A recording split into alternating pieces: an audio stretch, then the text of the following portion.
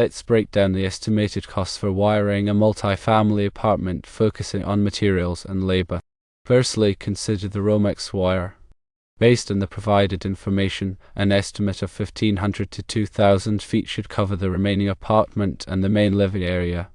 This accounts for the necessary branch circuits, home-ins to the panel, and wiring for outlets, lights, and other devices.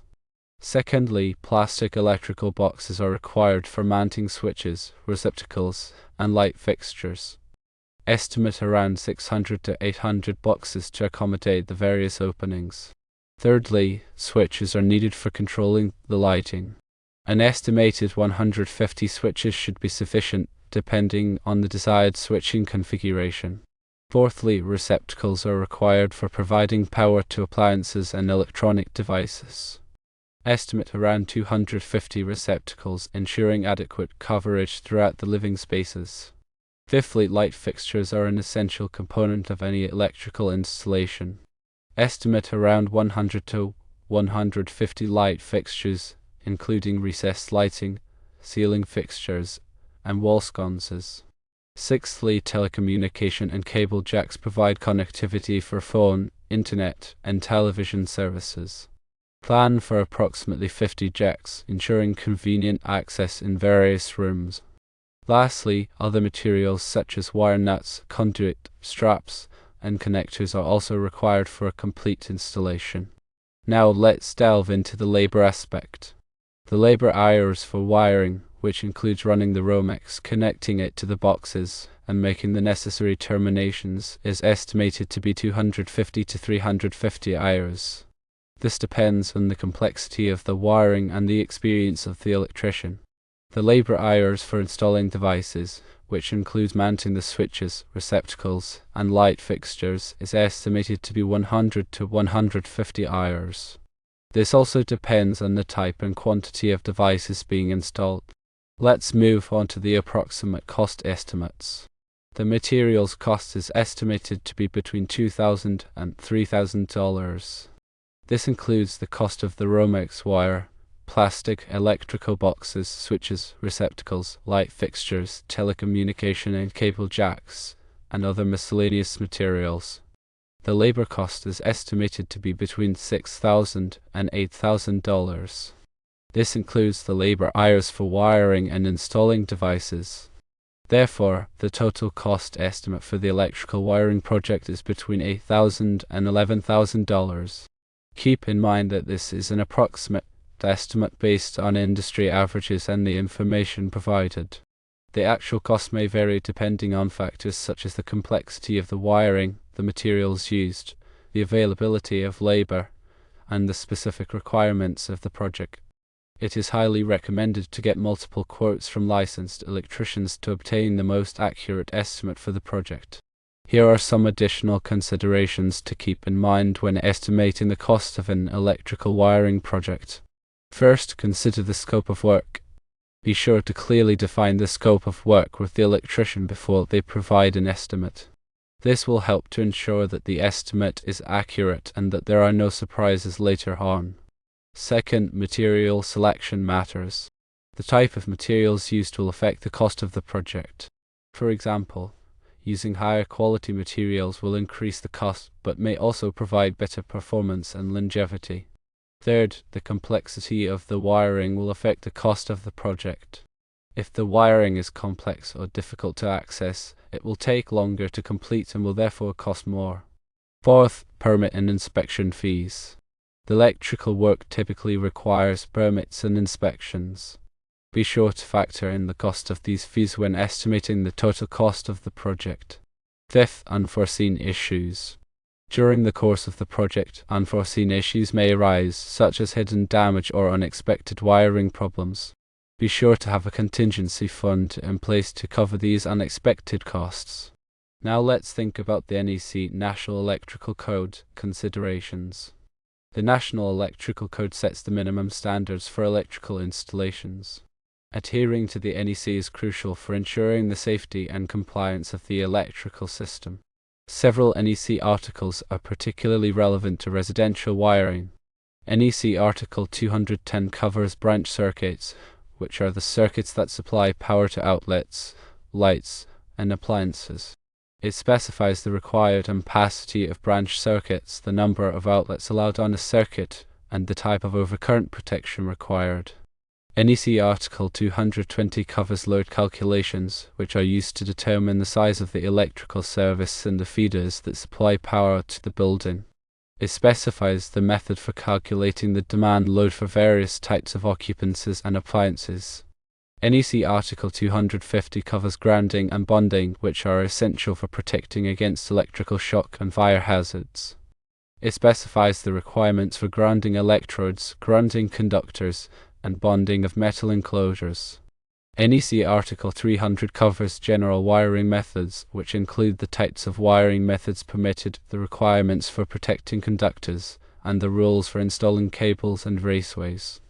NEC Article 310 covers conductors for general wiring, which includes the ampacity of conductors, the temperature limitations of conductors, and the requirements for dirt in conductors. NEC Article 314 covers outlet, device, pull and junction boxes, conduit bodies, fittings, and handhole enclosures. NEC Article 404 covers switches, which includes the requirements for installing switches, the types of switches permitted, and the rules for controlling lighting circuit.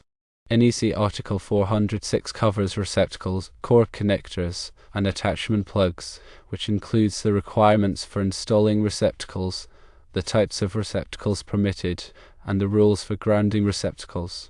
NEC Article 410 covers luminaires, lamp holders, and lamps, which includes the requirements for installing light fixtures, the types of light fixtures permitted, and the rules for wiring light fixtures.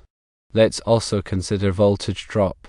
Voltage drop is the decrease in voltage that occurs along a conductor due to its resistance. Excessive voltage drop can cause appliances to malfunction, lights to dim, and motors to overheat. To minimize voltage drop, it is important to use conductors that are large enough for the load they will be carrying. The NEC provides tables that can be used to determine the minimum size of conductors required to limit voltage drop to acceptable levels.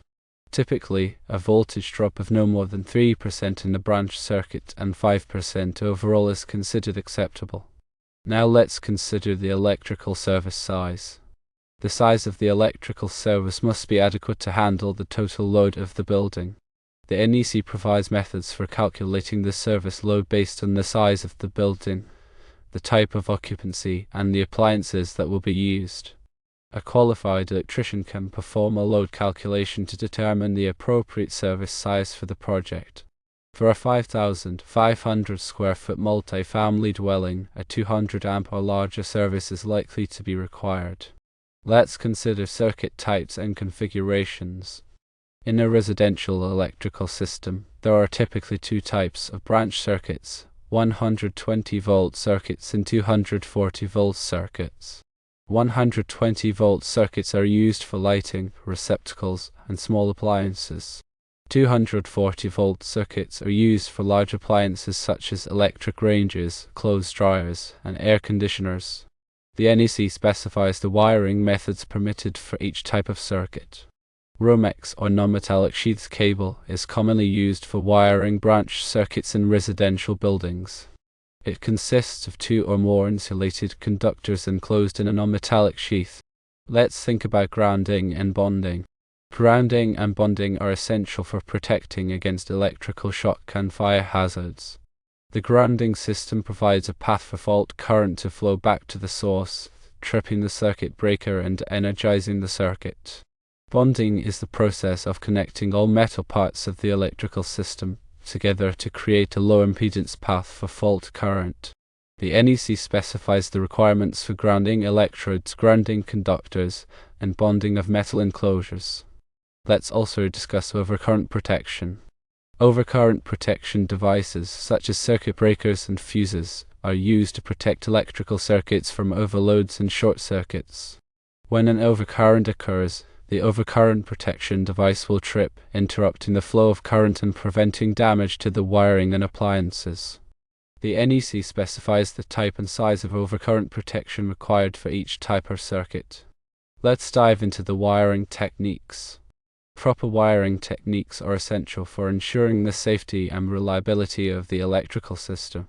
Some common wiring techniques include stripping the insulation from conductors without nicking or damaging the wire, making secure connections with wire connectors, properly supporting cables and raceways, and avoiding sharp bends in conductors. Let's discuss electrical safety. Electrical work can be dangerous, and it is important to take precautions to avoid electrical shock and other hazards.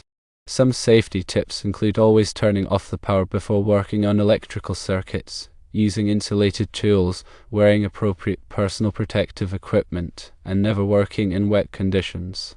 If you are not comfortable working on electrical circuits, it is best to hire a qualified electrician. When choosing an electrician, it is important to select someone who is licensed, insured, and experienced.